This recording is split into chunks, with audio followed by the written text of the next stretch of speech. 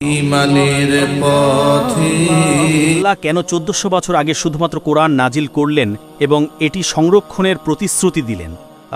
কেন আল্লাহ আগের সময়ে যে ধর্মীয় গ্রন্থ বা শিক্ষাগুলো সরাসরি আল্লাহর কাছ থেকে এসেছিল সেগুলো সংরক্ষণ করলেন না? ধন্যবাদ। ভাই, খুব ভালো একটা প্রশ্ন করেছেন, খুব যৌক্তিক প্রশ্ন। তিনি জিজ্ঞেস করছেন আল্লাহ কেন 1400 বছর আগে কোরআন নাজিল করলেন।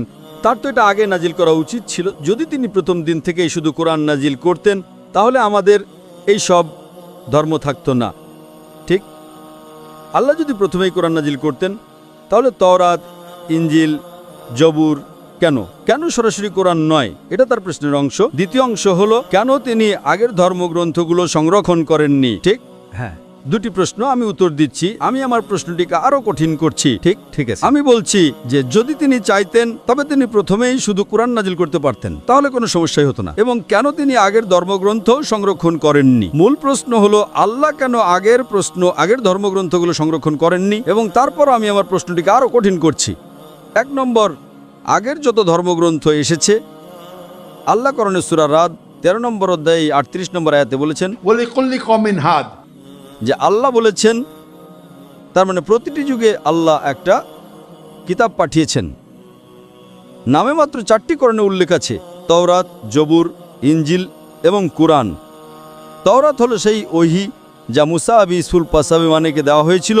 জবুর হলো সেই ওহী যা দাউদ বিস সুলপাসাবিমানেকে দেওয়া হয়েছিল। আর ইনজিল হলো সেই ওহী যা ঈসা বিস সুলপাসাবিমানেকে দেওয়া হয়েছিল।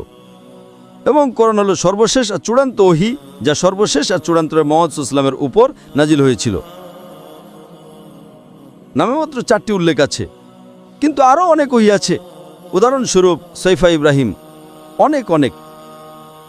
কিন্তু কোরআনের আগে যে সব ওহী এসেছিল সেগুলো শুধুমাত্র একটি নির্দিষ্ট সময়কালের জন্য ছিল এবং শুধুমাত্র একটি নির্দিষ্ট গোষ্ঠীর মানুষের জন্য অনুসরণ করার কথা ছিল। উদাহরণস্বরূপ তাওরাত শুধুমাত্র ইহুদিদের জন্য নাজিল হয়েছিল। ইনজিলও শুধুমাত্র ইহুদিদের জন্য নাজিল হয়েছিল। কোরআন বলে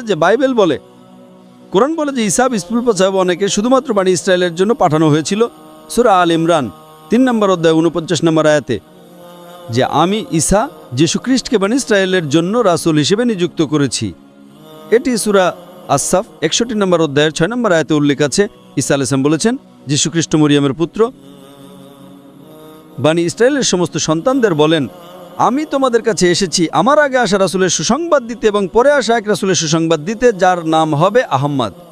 যীশুখ্রিস্ট গসপেল অব ম্যাথিউ অধ্যায় 10 আয়াত 5 এবং 6 বলেন, তোমরা জেন্টাইলদের পথে যেও না। তিনি তার শিষ্যদের বলছেন, তোমরা জেন্টাইলদের পথে যেও না। জেন্টাইলরা হলো ইহুদি, খ্রিস্টান, হিন্দু, মুসলিম। জেন্টাইলদের পথে যেও না, বরং ইসরায়েলের হারানো ভেড়াদের কাছে যাও। সুতরাং যীশুখ্রিস্ট তার শিষ্যদের বলছেন যে ইহুদিদের কাছে প্রচার করতে যেও না, শুধুমাত্র ইসরায়েলের হারানো ভেড়াদের কাছে প্রচার করো। যীশুখ্রিস্ট গসপেল অব ম্যাথিউ অধ্যায় 15 আয়াত 24 বলেন, আমি ইসরায়েলের ঘরের হারানো ভেড়াদের ছাড়া আর কারোর জন্য প্রেরিত হইনি। তাই নবী মুহাম্মদ সাল্লাল্লাহু আলাইহি ওয়াসাল্লামের আগে যেসব রাসূল এসেছিলেন তারা শুধুমাত্র তাদের নিজ জাতির জন্য প্রেরিত হয়েছিলেন এবং সেই বার্তাটি পরবর্তী বার্তা আসার আগ পর্যন্ত একটা নির্দিষ্ট সময়কালের জন্য ছিল। মুহাম্মদ সাল্লাল্লাহু আলাইহি ওয়াসাল্লাম সহিহ বুখারী ভলিউম নম্বর 1 হাদিস নম্বর 429 বলেছেন, আমার আগে আসা সমস্ত রাসূল শুধুমাত্র তাদের নিজ জাতির জন্য প্রেরিত হয়েছিলেন, কিন্তু আমাকে সমগ্র মানব জাতির জন্য পাঠানো হয়েছে। এখন যেহেতু নবী মুহাম্মদ সাল্লাল্লাহু আলাইহি ওয়াসাল্লাম সর্বশেষ আর চূড়ান্ত রাসূল, যেমনটা সূরা আহজাব 33 নম্বর অধ্যায় 40 নম্বর আয়াতে উল্লেখ আছে, মা কানা মুহাম্মাদুন আবা আদম মির রিজালিকুম ওয়ালাকিন রাসূলুল্লাহ ওয়া খাতামিন নবিয়্যিন ওয়া কানা আল্লাহু বিকুল্লি শাইইন আলিমা। যে মুহাম্মদ তোমাদের কোনো পুরুষের পিতা নন, বরং তিনি আল্লাহর রাসূল, তিনি নবীগণের মোহর। আল্লাহ সর্বজ্ঞানী, পরিপূর্ণ জ্ঞানের অধিকারী। এখন যেহেতু নবী মুহাম্মদ সাল্লাল্লাহু আলাইহি সাল্লাম সর্বশেষ আর চূড়ান্ত রাসূল, তিনি শুধুমাত্র মুসলিম বা আরবদের জন্য প্রেরিত হননি। আল্লাহ কোরআনে সূরা আম্বিয়া 21 নম্বর অধ্যায়ে 107 নম্বর আয়াতে বলেছেন, ওয়া মা আরসালনাকা ইল্লা রাহমাতাল লিল আলামিন, যে আমরা তোমাকে সৃষ্টি জগতের জন্য রহমত বা করুণা ছাড়া আর কিছুই হিসেবে পাঠাইনি, সমস্ত মানুষের জন্য রহমত হিসেবে, সমস্ত জগৎগুলোর জন্য রহমত হিসেবে। আল্লাহ তার বার্তা পুনরাবৃত্তি করেন সূরা ফাতির অধ্যায় নম্বর 35 আয়াত নম্বর 28, ওয়া মা আরসালনাকা ইল্লা কাফাতাল লিন-নাস বাশীরা ওয়া নাযীরা ওয়ালাকিন্না আকসারাল লা ইয়ালামুন, যে আমরা তোমাকে সুসংবাদদাতা এবং পাপের বিরুদ্ধে সতর্ককারী হিসেবে সার্বজনীন রাসূল হিসেবে ছাড়া আর কিছু হিসেবে পাঠায়নি, কিন্তু তবু অধিকাংশ মানুষ তা জানে না। এখন যেহেতু কোরআন সর্বশেষ আর চূড়ান্ত ওহী, এটা শুধুমাত্র মুসলিম বা আরবদের জন্য পাঠানো হয়নি, এটা সমগ্র মানবজাতির জন্য পাঠানো হয়েছে। এটা উল্লেখ আছে সূরা ইব্রাহিম 14 নম্বর অধ্যায় 1 নম্বর আয়াতে, সূরা ইব্রাহিম 14 নম্বর অধ্যায়ে 52 নম্বর আয়াতে, সূরা বাকারা 2 নম্বর অধ্যায় 185 নম্বর আয়াতে এবং সূরা জুমার 39 নম্বর অধ্যায় 41 নম্বর আয়াতে যে কোরআন সমগ্র মানবজাতির জন্য প্রেরিত। তাই যেহেতু অন্য সব ধর্মগ্রন্থ ইনন্তকালের জন্য ছিল না, আল্লাহ সুবহানাহু ওয়া তাআলা সেগুলোকে সংরক্ষণ করার উপযুক্ত মনে করেননি। ঠিক, যদি বার্তাটি বৈধ না থাকতো তাহলে সেটাকে সংরক্ষণ করার প্রয়োজন কি? তাই যখন মানুষ বার্তাকে পরিবর্তন করে ফেলেছিল, আল্লাহ নতুন বার্তা আর নতুন রাসূল পাঠিয়েছিলেন। কিন্তু যেহেতু কোরআন সর্বশেষ আর চূড়ান্ত বার্তা সমগ্র মানবজাতির জন্য, আল্লাহ সুবহানাহু ওয়া তাআলা সূরা হিজরাতে 15 নম্বর অধ্যায় 9 নম্বর আয়াতে বলেছেন, আমরা কোরআন নাজিল করেছি এবং আমরা এটাকে বিকৃত থেকে রক্ষা করব। তো এটা আপনার প্রশ্নের উত্তর যে আল্লাহ কেন সংরক্ষণ করেননি। আমরা নাম ধরে 4টি ওহীর কথা জানি, 3টি কোরআনের আগে এসেছিল, কিন্তু আরও অনেক ছিল। কিন্তু যেহেতু সেগুলো সময়বদ্ধ ছিল আর বার্তাটি অনন্তকালের জন্য ছিল না, আল্লাহ তাকে সংরক্ষণ করা উপযুক্ত মনে করেননি। এখন সেই প্রশ্নে আসি যেটা আমি নিজে উপস্থাপন করেছিলাম, তাহলে আল্লাহ কেন প্রথমে কোরআন নাজিল করলেন না? যদি আল্লাহ প্রথমেই শুধু কোরআন নাজিল করতেন তাহলে অন্য কোনো ওহী নাজিল না করলেই সব একই হতো। কিন্তু এর উত্তর হলো আল্লাহ সুবহানাহু ওয়া তাআলা মানুষের সৃষ্টিকর্তা, তিনি মানুষকে খুব ভালো জানেন। এর উত্তর বাইবেলের গসপেল অফ জন অধ্যায় 16 আয়াত নম্বর 12 থেকে 14। যীশুখ্রিস্ট বলেছেন, আমার তোমাদের অনেক কিছু বলার আছে, কিন্তু তোমরা এখন সেটা সহ্য করতে পারবে না। যখন সেই সত্যের আত্মা আসবেন, তিনি সমস্ত সত্যের দিকে পথ দেখাবেন। তিনি নিজে থেকে কিছুই বলবেন না, যা শুনবেন তাই বলবেন, আর তিনি আমাকে মহিমান্বিত করবেন। কারণ যীশুখ্রিস্ট বার্তাটি জানতেন, কিন্তু তিনি জানতেন যে মানুষটা বুঝতে পারবে না। তাই সর্বশক্তিমান আল্লাহ জানতেন যে কোরআনের বার্তা গ্রহণ করার মতো মানুষ তখনও যথেষ্ট উন্নত ছিল না। সেই কারণে এটি 5000 বছর আগে বা 4000 বছর আগে বা 3000 বছর আগে নাজিল করা হয়নি। 1400 বছর আগে আল্লাহ সুবহানাহু ওয়া তাআলা বললেন, এখনই সঠিক সময় যখন মানুষ চূড়ান্ত ওহী গ্রহণ করতে পারবে। কে বলেছিল? যীশুখ্রিস্ট বাইবেলে গসপেল অফ জন অধ্যায় 16 আয়াত নম্বর 12 থেকে 14। যীশুখ্রিস্ট বলেছিলেন, আমার তোমাদের অনেক কিছু বলার আছে, কিন্তু তোমরা এখন সেটা সহ্য করতে পারবে না। অন্য রাসূলরাও একই কথা বলেছেন, বৌদ্ধ ধর্মগ্রন্থেও একই কথা আছে। বুদ্ধ বলেছিলেন, জরথ্রুস্ট বলেছিলেন, যে কোনো রাসূল অন্য একজন রাসূল আসতে চলেছে। মুসা আলাইহিস সালামের ডিউটেরোনমির অধ্যায় 18 আয়াত 18তে একই কথা বলেছিলেন। তাই আল্লাহ জানতেন যে মানুষ এটা গ্রহণ করতে পারবে না, বুঝতে পারবে না। 100 বছর আগে এটা পরিষ্কার করা কঠিন ছিল। তাই আল্লাহ বললেন, এটাই হলো সঠিক সময় যখন মানুষ এটা গ্রহণ করতে পারবে। তাই তিনি বার্তা নাজিল করলেন আর বললেন যে তিনি এটাকে বিকৃত থেকে রক্ষা করবেন। সে কারণে আজকে ইন্দোনেশিয়ায় বলেন বা মালয়েশিয়াতেই বলেন বা ইউএসএতে বলেন, ইউকেতেই বলেন, সিঙ্গাপুরে বলেন, সৌদি আরবে বলেন, ইন্ডিয়াতে বলেন, পাকিস্তানে বলেন, আপনাকে সর্বশেষ আর চূড়ান্ত রাসূল মুহাম্মদ সাল্লাল্লাহু আলাইহি সাল্লামকে আর চূড়ান্ত কোরআনকে মানতেই হবে। আশা করি প্রশ্ন উত্তর দিয়েছি ভাই। আমরা কি শেষ প্রশ্নটা নিতে পারি ভাই? ভাই, আপনি কি আমার উত্তরে একমত? হ্যাঁ, আপনার উত্তরের জন্য ধন্যবাদ। ঠিক আছে, আপনি তৃতীয় প্রশ্নটি করতে পারেন। তো শেষ প্রশ্নটা হলো, আপনি কি মনে করেন যদি কেউ ইসলাম গ্রহণ করতে না চায় কারণ তারা মুসলিমদের দ্বারা নির্যাতিত হয়েছে আর ইসলামোফোবিক হয়ে গেছে? উদাহরণ হলো আমার বোন যে বলেছিল, দুঃখিত কি বললেন? কারণ তারা মুসলিমদের দ্বারা নির্যাতিত হয়েছে, তারপর আমি শুনতে পাইনি, আর ইসলামোফোবিক এবং ইসলামোফোবিক হয়ে গেছে, ইসলামোফোবিক।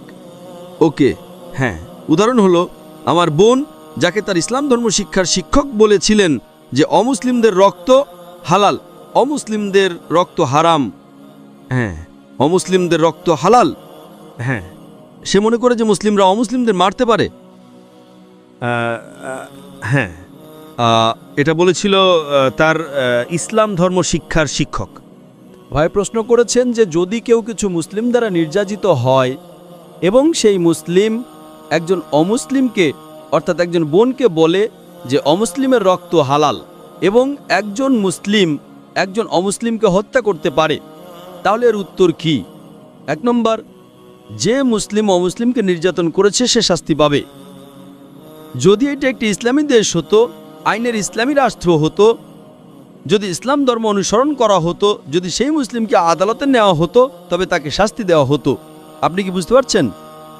এখন যে ব্যক্তি আপনার বোনকে নির্যাতন করেছে সে ভুল, 1 নম্বর তাকে শাস্তি দিতে হবে। কিন্তু যেহেতু আপনার বোন নির্যাতিত হয়েছে, ধরুন আমার শিক্ষক আমাকে শিখিয়েছিলেন 2+2=5।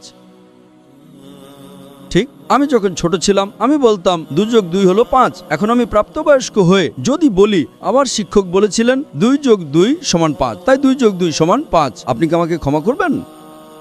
না। ঠিক আছে, ছোটবেলায় সমস্যা নেই, 3-4 বছর বয়সে আমার শিক্ষক আমাকে শিখিয়েছিলেন 2+3=5, তাই আমি তা পুনরাবৃত্তি করেছি। এখন যখন আমি প্রাপ্তবয়স্ক হয়েছি আমার শিক্ষক আমাকে ভুল বলেছিলেন, আমি ভুল থেকে সঠিকটা আবিষ্কার করতে পারি, তাই শুধুমাত্র শিক্ষক আমাকে ভুল বলেছিলেন বলে আমি সারা জীবন 2+2=5ই বলতে থাকবো না। ঠিক, হ্যাঁ, সেই কয়েক বছরের জন্য শিক্ষকের ভুল মেনে নেওয়া যায়। আল্লাহ শিক্ষককে শাস্তি দেবেন যদি তিনি ইচ্ছা করে তা করেন, কিন্তু আমার জন্য আমাকে বড় হতে হবে। ঠিক আছে, ভালো কথা, আমার শিক্ষক আমাকে নির্যাতন করেছিলেন, আমি ছোট বাচ্চা ছিলাম, আমি মেনে নিয়েছিলাম, আমি ভুল করেছি, আল্লাহ আমাকে ক্ষমা করবেন, কিন্তু এখন 2+2=4। আপনি কি বুঝতে পারছেন? তাই কেউ আমাকে বলল যে ওই মানুষটা, ওই প্রতিবেশী, সে একজন ভিলেন, সে একজন খুনি। ঠিক আছে, যখন আমি ছোট আমি একমত, কিন্তু যখন আমি বড় হই এবং জানতে পারি যে মানুষটা খুব ভালো, সে খুব স্নেহময়, সে খুব উদার, সে খুব দয়ালু, আমার সে একই দৃষ্টিভঙ্গি রাখা উচিত নয়, আমার দৃষ্টিভঙ্গি পরিবর্তন করা উচিত। তাই যদি আপনার বোন একজন মুসলিম দ্বারা নির্যাতিত হয়ে থাকে এবং তার ইসলামোফোবিয়া হয়ে থাকে, সেই ব্যক্তি যে নির্যাতন করেছে, ভাই, হ্যাঁ, আপনি কি আমার কথা শুনতে পাচ্ছেন? হ্যাঁ, আপনি কি আমার কথা শুনতে পাচ্ছেন? হ্যাঁ, হ্যাঁ, তো আমি যদি উত্তর দিই, আপনি যদি আমার দিকে তাকান তবে ভালো হয়। হ্যাঁ, দুঃখিত। আমার মনে হয় আপনারা নিজেদের মধ্যে কথা বলছেন, অন্যথায় আপনি উত্তরটা মিস করবেন এবং তখন জানবেন না আমি কি বলেছি। আপনি একসাথে দুটো কাজ করতে পারবেন না, 100 ভাগই আংশিকভাবে করতে পারেন। তাই যদি আপনার বোন এমন একজন মুসলিম দ্বারা নির্যাতিত হয়ে থাকেন যিনি ইসলামের ভুল তথ্য দিয়েছেন, তার ইসলামোফোবিয়া হয়েছে, সেই মুসলিম শাস্তি পাবে। এখানে না হলেও আল্লাহ দেখবেন যে সে শাস্তি পাচ্ছে। কিন্তু আপনার বোন, তাকে এখন সত্য জানতে হবে। সে যদি বাচ্চা হয় তাকে 5 বছর 10 বছর ক্ষমা করা হবে, ঠিক আছে, কিন্তু একবার সে প্রাপ্তবয়স্ক হলে সে আর বাচ্চা নয়, সেই সময় তাকে সত্য মেনে নিতে হবে। সে 2+2=5 পুনরাবৃত্তি করতে পারে না। আমার প্রতিবেশী ভালো নয়, যদি আপনার প্রতিবেশী ভালো হয় তাহলে ভালো। আপনি কি বুঝতে পারছেন এখন? তাই যেহেতু আপনি ভাই, আপনার উচিত তাকে পথ দেখানো এবং তাকে বলা যে যেই তোমার বন্ধু ছিল তারা তোমাকে ভুল কথা বলেছে এবং তাদের উৎসাহিত করুন। যেমন বক্তৃতা আমি আজ দিয়েছি, ঠিক, আমি যে বক্তৃতা দিয়েছিলাম তা ছিল সন্ত্রাসবাদ এবং জিহাদ সম্পর্কে ইসলামের দৃষ্টিভঙ্গি, এবং একটি আয়াত যা আমি বক্তৃতায় মিস করেছি, যা আমাকে এখনো উল্লেখ করতে হবে, আমি এর জন্য আপনাকে ধন্যবাদ জানাতে চাই। কোরআনের সেই একটি আয়াতই প্রমাণ করার জন্য যথেষ্ট যে মুসলিমরা সন্ত্রাসী নয়। আল্লাহ বলেন সূরা মাইদা 5 নম্বর অধ্যায়ের 32 নম্বর আয়াতে যে যদি কোনো মানুষ অন্য কোনো মানুষকে হত্যা করে, অন্য কোনো মানুষকে হত্যা করা ছাড়া অথবা দেশে ফাসাদ সৃষ্টি করা ছাড়া, তবে সে যেন সমগ্র মানবজাতিকে হত্যা করল। আল্লাহ বলেন কোরআনে সূরা মায়েদা 5:32 যে যদি কোনো মানুষ, সে মুসলিম হোক বা অমুসলিম, অন্য কোনো মানুষকে হত্যা করে, সে মুসলিম হোক বা অমুসলিম, অন্য কোনো নিরপরাধ মানুষকে হত্যা করে, তাহলে সে যেন সমগ্র মানবজাতিকে হত্যা করল। এবং আয়াতটা চলতে থাকে, যদি কোনো মানুষ অন্য কোনো মানুষকে বাঁচায় তবে সে সমগ্র মানবজাতিকে বাঁচালো। তাহলে এই কোরআনের একটি আয়াত, এটা কোরআন ছাড়া অন্য কোনো ধর্মগ্রন্থে কোথাও দেখা যায় না, অন্য কোনো ধর্মে নেই। এটা প্রমাণ করার জন্য যথেষ্ট যে ইসলাম সন্ত্রাসবাদের বিরুদ্ধে, এবং এটা আপনার বোনের ভুল ধারণা ইসলামোফোবিয়াও দূর করবে যে তাকে ভুল কিছু বলা হয়েছিল, যে কোরআন অকাট্য প্রমাণ এটা বলার জন্য যে অমুসলিম রক্ত হালাল, এমন কথা একটা মিথ্যাচার। ঠিক আছে, যদি অমুসলিম আপনাকে আক্রমণ করতে আসে আপনি আত্মরক্ষা করতে পারেন, সমস্যা নেই। যদি যুদ্ধক্ষেত্রে হয় সেটা ভিন্ন কথা, যদি সেখানে অত্যাচার থাকে, তবে সাধারণত এটা সম্পূর্ণ ভুল। এটা আবারও সূরা মায়েদা 5:32 নম্বর আয়াত। আশা করি এটা উত্তর দিয়েছে। ধন্যবাদ ভাই। এখনও আমার প্রশ্নে ফিরে আসছি। আপনি বলেছেন আপনি বিশ্বাস করেন নাকি ঈশ্বর আছেন, আপনি বলেছেন যিশু ঈশ্বরের রাসূল, আপনি এটাও বিশ্বাস করেন যে নবী মুহাম্মদ সাল্লাল্লাহু আলাইহি ওয়াসাল্লাম ঈশ্বরের রাসূল। তাহলে ইসলাম গ্রহণ করতে আপনাকে কি বাধা দিচ্ছে? হয়তো কারণ আমি আর্থিকভাবে সচ্ছল নই।